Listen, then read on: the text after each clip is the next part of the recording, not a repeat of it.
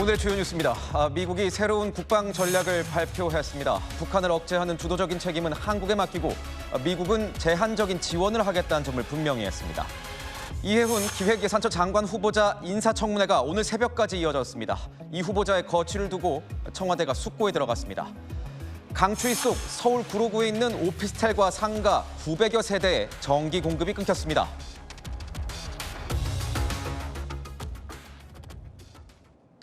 뉴스 시작합니다. 김인수입니다.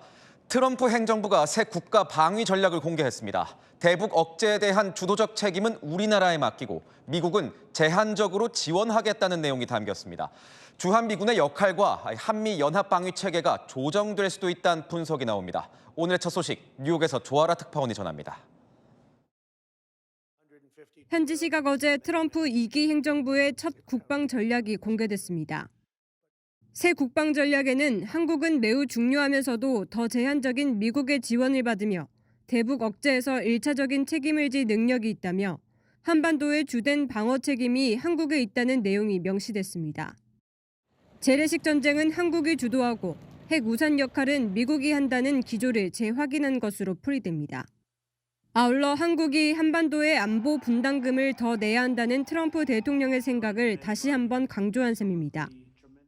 이러한 변화는 한반도 내 미군 전력 배치를 재조정하려는 미국의 이해와도 일치한다는 내용도 들어있습니다. America can't be everywhere all the time, nor should we be. It was also prudent that we review that force posture in real time alongside our allies and partners to make sure it's right size. 그러면서 한국도 이러한 책임을 수행하려는 의지를 갖고 있다고 강조했습니다. 이에 따라 한미 전시작전 통제권 전환 속도가 빨라질 수 있다는 관측이 나오고 있습니다. 이재명 정부는 임기 내 전시작전 통제권 전환을 추진하고 있지만 주한미군의 역할 변화에 대해서는 신중한 태도를 유지하고 있습니다. 트럼프 행정부가 미국 우선주의를 내세우며 대북 방어에 있어 한국의 책임을 강조하는 가운데 로이터 통신은 이러한 정책 변화가 한국의 우려를 불러일으킬 수 있다고 전했습니다. 뉴욕에서 채널A 뉴스 조아라입니다. 미국은 이번 국방 전략을 통해서 북한이 핵무기로 한국과 일본을 타격할 수 있다고 경고했습니다. 특히 이 미 본토에 대한 명백하고 현존하는 위협으로 규정했습니다. 미국이 평가하는 북한의 핵 무력, 정윤아 기자가 보도합니다. 트럼프 행정부는 북한에 대해 재래식 무기를 비롯해 핵무기와 기타 대량 살상 무기로 한국과 일본의 목표물을 타격할 수 있다고 평가했습니다. 뿐만 아니라 북한의 핵무력은 미국 본토를 위협할 수 있는 역량이 점차 증가하고 있다고 분석했습니다. 사실상 북한이 핵무기를 한반도와 인근 지역, 미국까지 발사할 기술을 보유했다고 인정한 셈입니다. 그러면서 한국은 북한으로부터 직접적이고 명백한 위험에 직면해 있다고 경고했습니다. 우리나라와 일본을 언급했지만 결국 미국 본토를 염두에 둔 골든돔 방어 체계를 위한 포석이라는 분석도 나옵니다. 본토 방위를 위한 골든돔의 명분과 정당성을 강조하는 차원이고 실제로는 1차적인 책임을 한국에게 돌리는 동맹 책임 분담과 동맹 현대화의 일환으로 보입니다. 미 전쟁부는 북한의 대규모 재래식 전력 다수가 노후화됐거나 제대로 관리되지 않았다면서도 한국은 북한의 침공 위험에 맞서 경계를 유지해야 한다고 촉구했습니다. 다만 이번 새 국방 전략에선 완전하고 검증 가능한 북한 비핵화에 관한 언급은 빠졌습니다. 채널A 뉴스 정윤아입니다. 미국은 특히 이 미군 전력을 본토 방어와 함께 중국 억제에 집중하겠다는 방침을 밝혔습니다. 다만 중국을 향해선 중국이 수용할 수 있는 조건에서 평화가 가능하다면서 여지를 남겼습니다. 반면 나토 같은 동맹국들을 향해선 분담과 헌신, 역할 확대를 요구하며 압박했습니다. 정현주 기자입니다. 트럼프 행정부는 이번 국방전략 보고서에서 중국과 러시아를 여전히 핵심 안보 위협이 되는 국가로 규정했지만 바이든 정부보다 완화한 입장을 보였습니다. 중국에 대해선 우월한 군사력 균형을 유지해야 한다면서도 중국을 지배, 모욕, 억압하려는 목적은 없다. 중국이 수용할 수 있는 조건에서 적절한 평화가 가능하다고 했습니다. 유럽이 나토 체제를 통해 미국에 무임승차했다는 비판도 내놨습니다. 나토 회원국들은 러시아보다 훨씬 강력하고 평화 확보 유지는 나토 동맹국의 리더십과 헌신이 필요하다고 강조했습니다. 러시아의 우크라이나 침공을 유럽 국가들 책임으로 돌린 겁니다. 유럽의 나토 회원국에 대해서는 좀 더 엄중한 경고를 보내면서 유럽의 안보를 유럽 국가들이 책임져야 된다는 메시지를 강조하는 차원으로 보는 것이 실제로 보고서는 동맹과 파트너 국가를 향해 우리의 집단 방위를 위한 부담에서 공정한 몫을 짊어져야 한다며 역할 확대를 요구했습니다. 채널A 뉴스 정현주입니다. 네, 정치부 김유진 차장 나왔습니다. 이 미국의 국방 전략, 이 NDS가 뭔가요? 미국의 옛 국방부죠.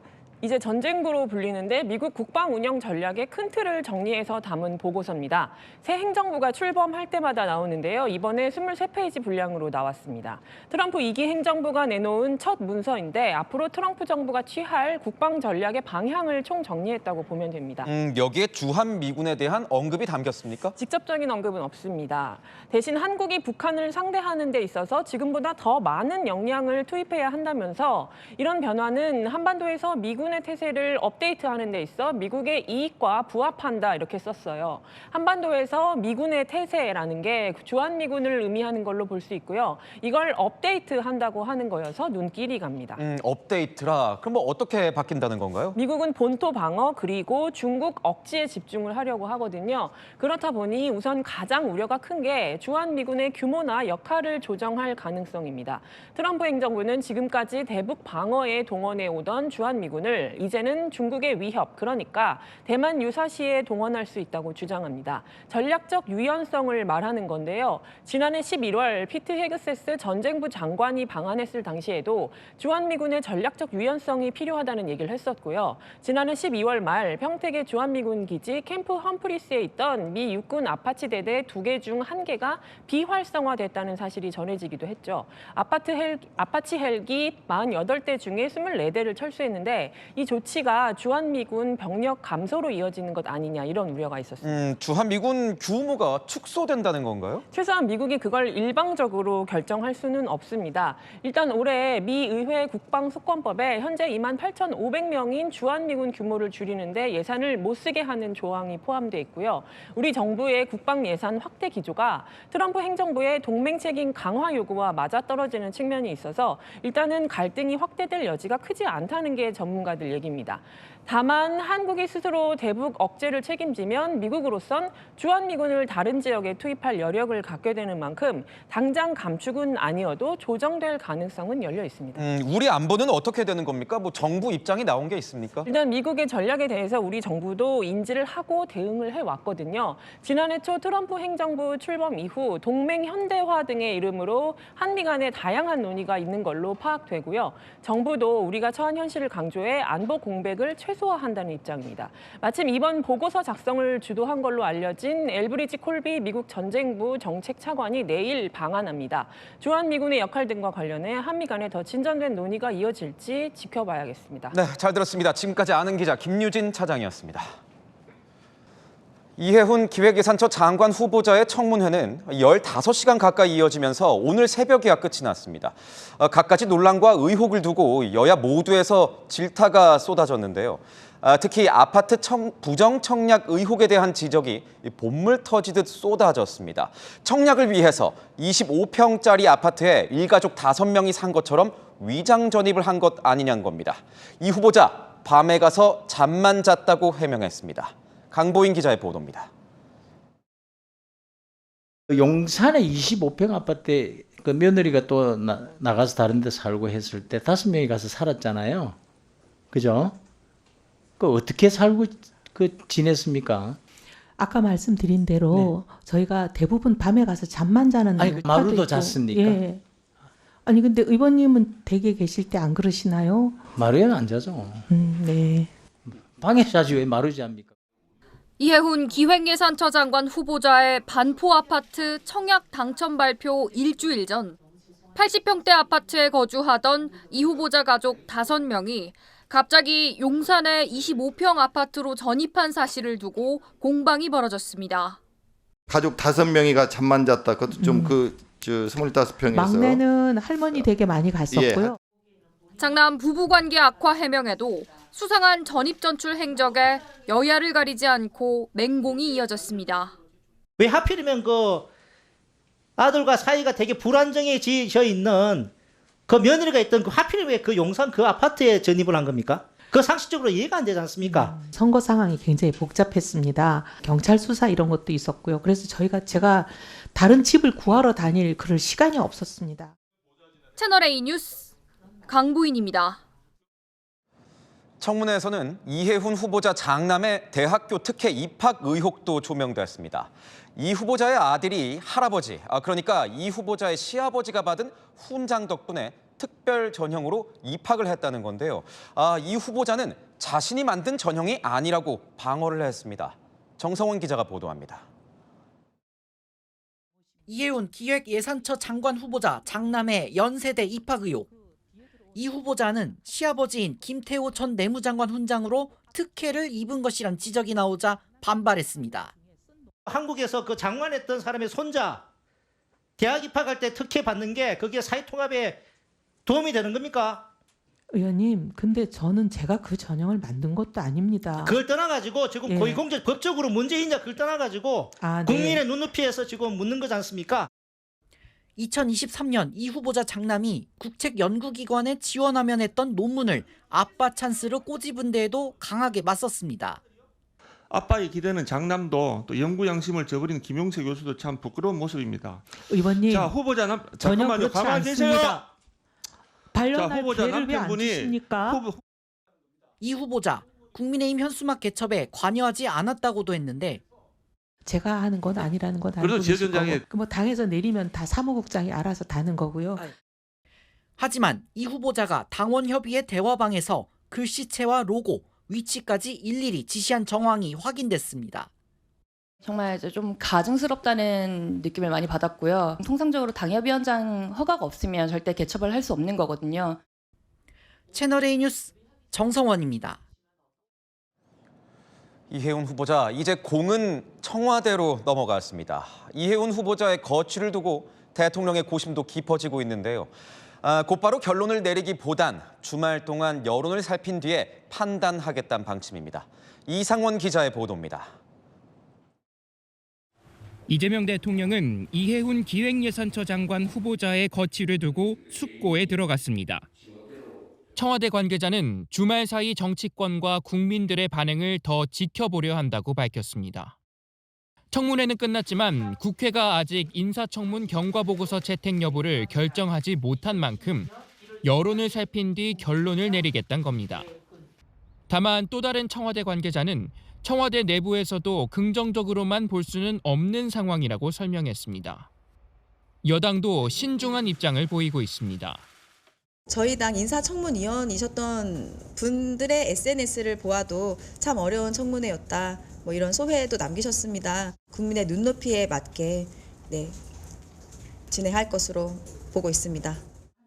여권 일각에선 이 후보자를 둘러싼 각종 의혹이 청문회에서 충분히 해소되지 않아 임명 강행이 쉽지 않을 거란 목소리도 나옵니다. 국민의힘은 이 후보자를 부적격 인사로 규정하고 사퇴를 촉구했습니다. 이재명 대통령은 지금이라도 이해훈 후보자 지명을 철회하십시오. 이해훈 후보자 또한 더 이상 국회와 국민을 모독하지 말고 즉각 사퇴하십시오. 채널A 뉴스 이상원입니다. 민주당 공천헌금 의혹을 수사하는 경찰이 김경 서울시 의원에 대한 2차 압수수색에 나섰습니다. 이번엔 김 시 의원이 강선우 의원이 아닌 또 다른 제3자에게도 이 공천 로비를 시도하면서 금품을 제공했다는 의혹을 들여다보고 있습니다. 김민환 기자가 취재했습니다.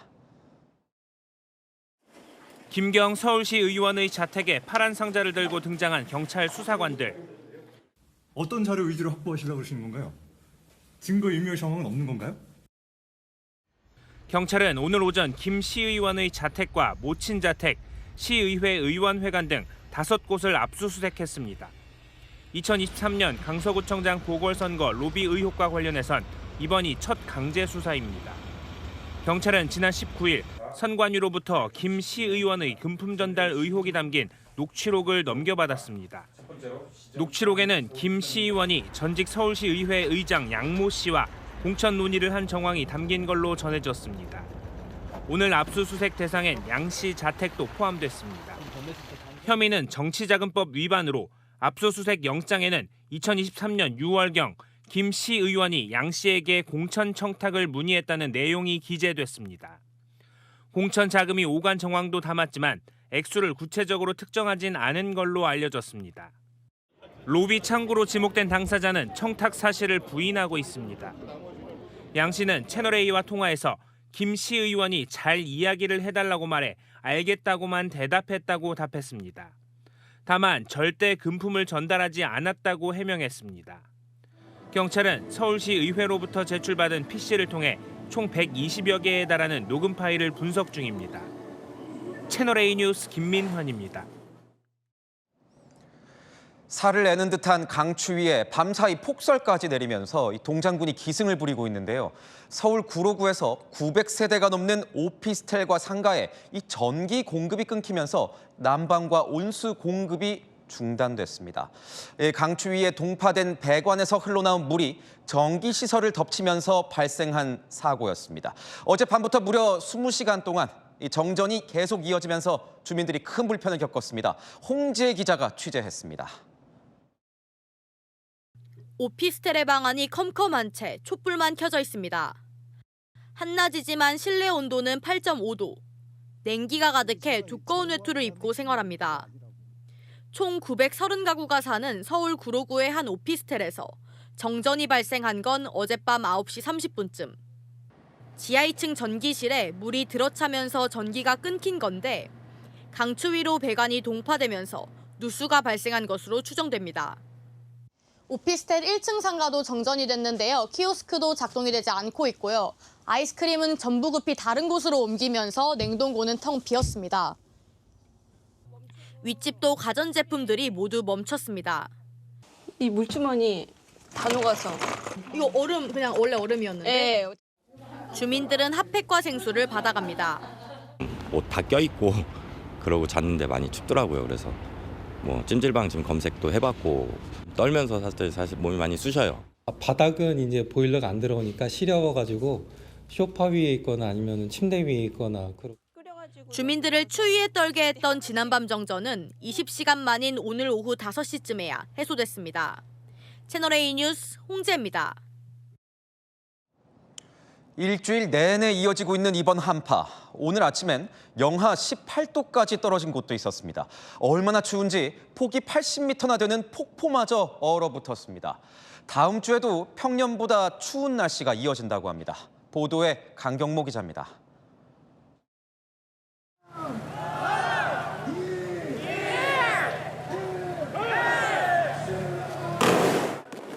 상의를 벗은 수백 명이 힘차게 뛰어나갑니다.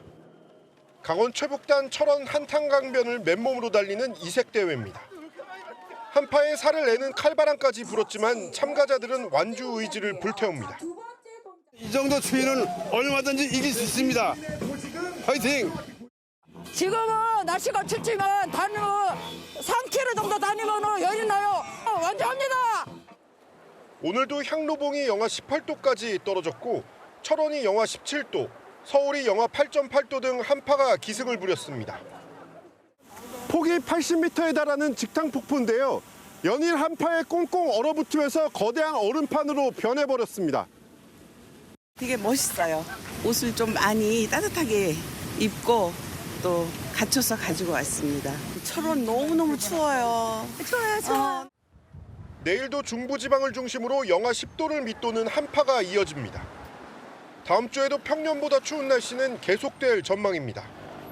기상청은 야외 활동을 자제하고 동파 등 피해가 없도록 시설물 관리에 유의할 것을 당부했습니다.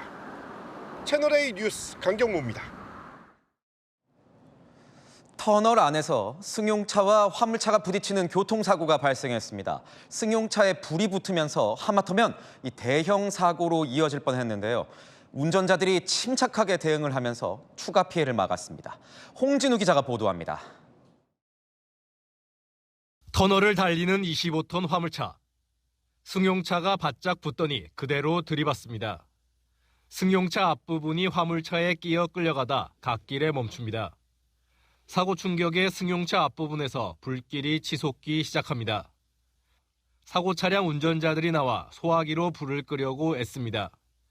좀처럼 불길이 잡히지 않는 상황에서 운전자가 소방 호스를 끌고 와 물을 뿌립니다. 터널 안에 설치된 소화전에서 꺼내온 겁니다.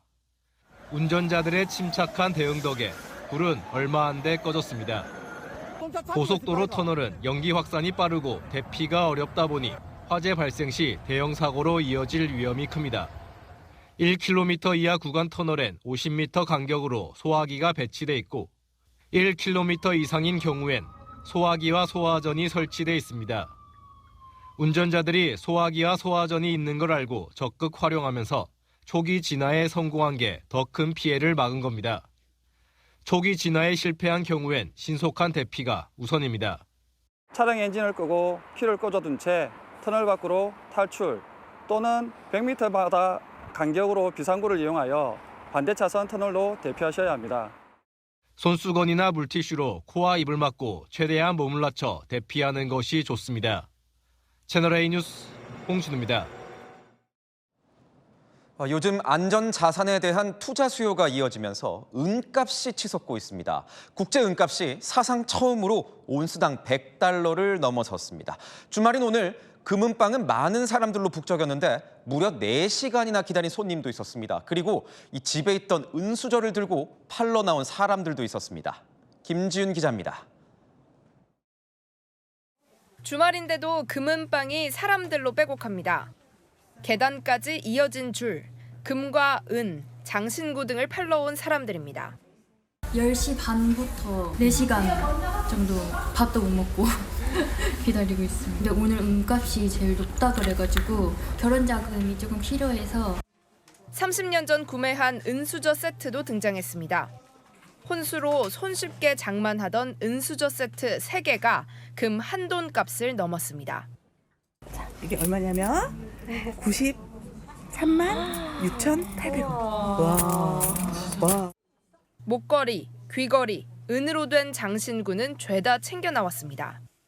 어머니 건데 한 10년 전쯤에 사셨다고 하셨어요. 엄마가 용돈으로 쓰라고 하셨거든요. 그래서 좀 행복해요. 은값은 오늘 기준 8대 가격이 한 돈당 16,730원으로 1년 전에 비해 3배 넘게 뛰었습니다. 투자용 실버바는 동이 났습니다.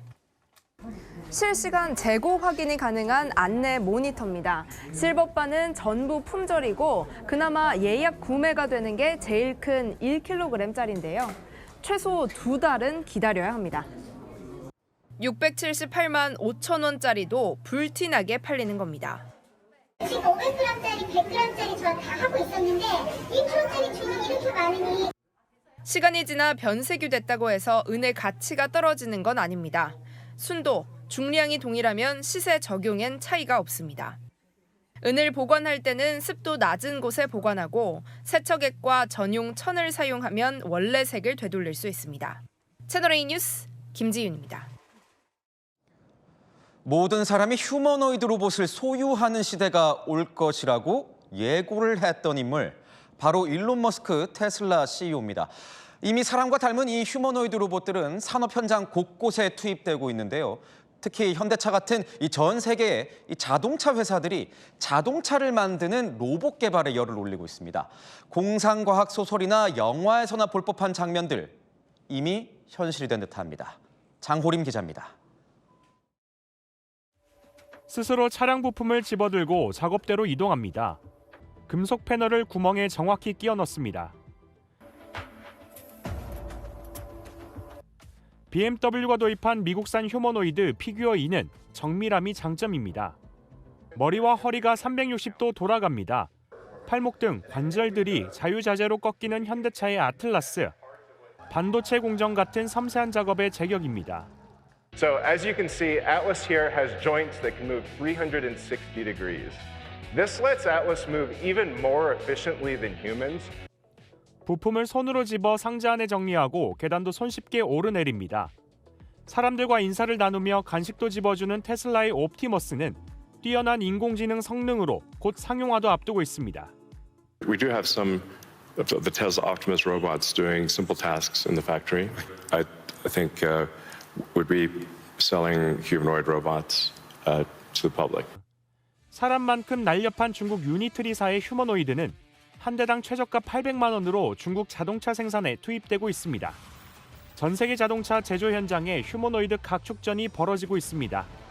채널A 뉴스 장호림입니다.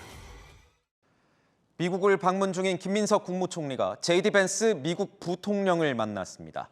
양국 간 현안을 논의하면서 특히 최근 논란이 되고 있는 쿠팡 문제를 함께 다뤘습니다. 벤스 부통령이 먼저 쿠팡 문제를 언급했는데요. 김 총리는 쿠팡에 차별 대우를 하지 않았다는 점을 강조했습니다. 백승우 기자가 보도합니다. 김민석 국무총리와 벤스 미국 부통령의 첫 회담은 예정된 시간을 넘겨 50분간 이어졌습니다. 회담 시작부터 고객 정보 유출 사고를 낸 쿠팡 문제가 거론됐습니다. 벤스 부통령은 미국 기업인 쿠팡이 구체적으로 어떤 문제가 있는지 궁금하다고 물은 것으로 전해집니다. 이에 김 총리는 미국 기업에 대한 차별적 대우가 이뤄지지 않았다는 점을 설명했다고 밝혔습니다. 쿠팡 지분을 보유한 미국 투자 회사들이 김 총리가 쿠팡을 향해 차별적으로 수사를 지시했다고 주장한 데 대해 반박한 겁니다. 지연시키는 문제가 있었고 더 나아가서 최근에는 대통령과 총리를 향해서 근거 없는 어떤 비난조차 있었던 점을 설명했습니다. 이에 벤스 부통령은 이 문제가 과열되지 않게 양국 정부가 상호 관리하자는 뜻을 전했다고 덧붙였습니다. 양측은 북핵 문제 등 현안을 논의하는 한편 한라인 구축용 직통 전화번호도 교환했습니다. 채널A 뉴스 백수호입니다. 미국에 비상이 걸렸습니다. 초강력 눈폭풍이 예보되면서 10곳이 넘는 주정부가 비상사태를 선포했습니다. 곳곳에서 생필품 사재기까지 벌어지고 있습니다. 김재혁 기자의 보도입니다. 엄청난 한파로 사고가 속출한 미국에 거대 눈폭풍이 추가로 들이닥칩니다. 눈폭풍의 영향권은 인구 2억 명이 넘게 사는 미국 국토의 절반 이상입니다. 따뜻한 남쪽 지역도 예외가 아닙니다. Georgia and up into the Carolinas that are unaccustomed to dealing with such heavy amounts of freezing rain and sleet, plenty of non-perishable food that doesn't require heat in order for you to prepare it. 길게 줄을 선 대형마트 식료품 매대는 텅텅 비어갑니다. I think people are still a little bit scared because I think the city shut down for a week. Yeah, so a lot of people they're just picking stuff up just in case. 이미 엄청난 수증기를 동반한 열대 폭풍이 유입돼 북극의 찬 공기와 만나 엄청난 눈구름을 만들었습니다. 이 거대한 눈폭풍이 제트기를 타고 동북쪽으로 이동하게 되면서 인구가 많은 남부와 동부 지역에 큰 피해가 우려됩니다. 10여 개 주정부가 비상사태를 선포했고 수천 개 항공편이 이미 운항 취소됐습니다. 채널A 뉴스 김재혁입니다. 요즘 해외에서 가장 화제가 되고 있는 인물, 바로 마크롱 프랑스 대통령입니다. 푸른색 선글라스를 쓰고 연설하는 모습이 회자되고 있는데요. 트럼프 미국 대통령의 대항한 연출이란 해석도 나오는데 과연 이 선글라스에 담긴 의미는 뭘까요? 송정현 기자가 보도합니다. 조종사 스타일 선글라스를 낀 마크롱 프랑스 대통령. But it's clear that we are reaching a time of instability, of unbalances. 미국에 맞서는 메시지를 주저없이 밝힙니다. What doesn't make sense is to have tariffs between allies. We have to fix prosperity in democracies. 핏줄이 터진 눈을 가리기 위해 선글라스를 끼고 이번 행사에 참여한 건데 주요 외신들이 그를 미국에 대항하는 강한 이미지로 주목한 겁니다. 이날 착용한 선글라스도 주문이 폭주 중입니다.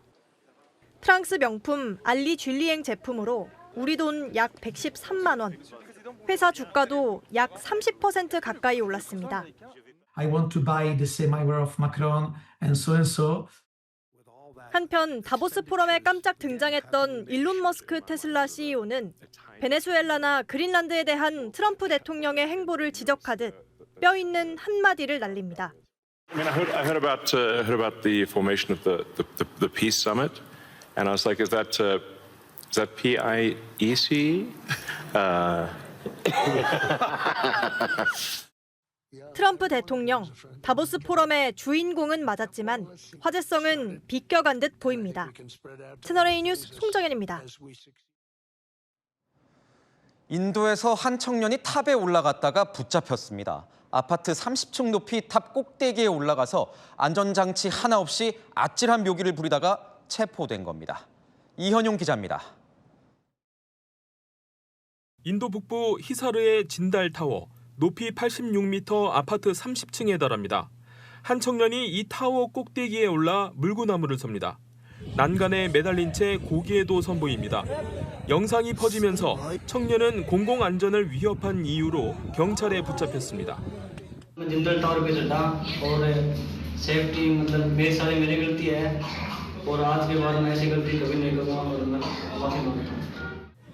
경찰은 청년에게 재발 방지 약속을 받은 뒤 훈방 조치했습니다. 로봇 얼굴이 미묘한 감정을 표정에 담아 노래 부릅니다.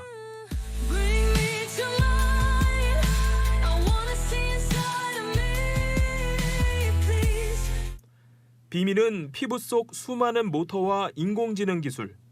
First, look at itself in the mirror. Next, it sat and watched hours of YouTube videos learning how humans move their face when they talk, when they listen, when they sing, and so on. 연구팀은 이 로봇이 교육과 돌봄, 엔터테인먼트 분야에 활용될 것으로 기대하고 있습니다. 고급 스포츠카 위에 남자아이가 엎드려 있습니다. 보는 이는 아찔한데 아이는 천연덕스럽게 즐거워합니다. 경찰은 운전자인 20대 남성을 미성년자를 위험에 빠뜨린 혐의로 체포했습니다. 체중 측정을 마친 격투기 선수가 목과 팔을 쭉 늘어뜨립니다. 체중을 과하게 뺀 것인지 몇 걸음 못 가 그대로 쓰러집니다. What happened? Oh, He fainted. no. That's not good. That's the first time I've ever seen. UFC 벤텀급 선수 카메론 스모더먼은 몸무게 상한선인 61kg을 겨우 통과했습니다. 결국 해당 경기는 취소됐습니다. 채널A 뉴스 이현용입니다. 한 주 내내 강력한 한파가 이어지고 있습니다. 내일은 오늘보다 더 추운데요. 오늘 영하 8.8도로 출발한 서울은 내일 아침에 영하 11도까지 떨어집니다. 한낮에도 영하 3도에 그치겠고요.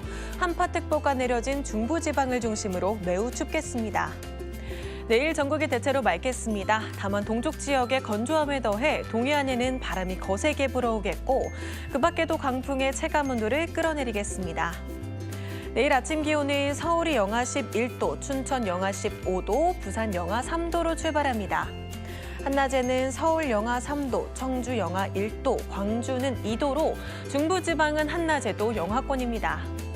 다음 주 초반에 호남 해안과 제주에는 비눈이 내리겠고요. 영하 10도 안팎의 한파는 계속 이어지겠습니다. 날씨였습니다. 뉴스에 마칩니다. 시청해주신 여러분 고맙습니다.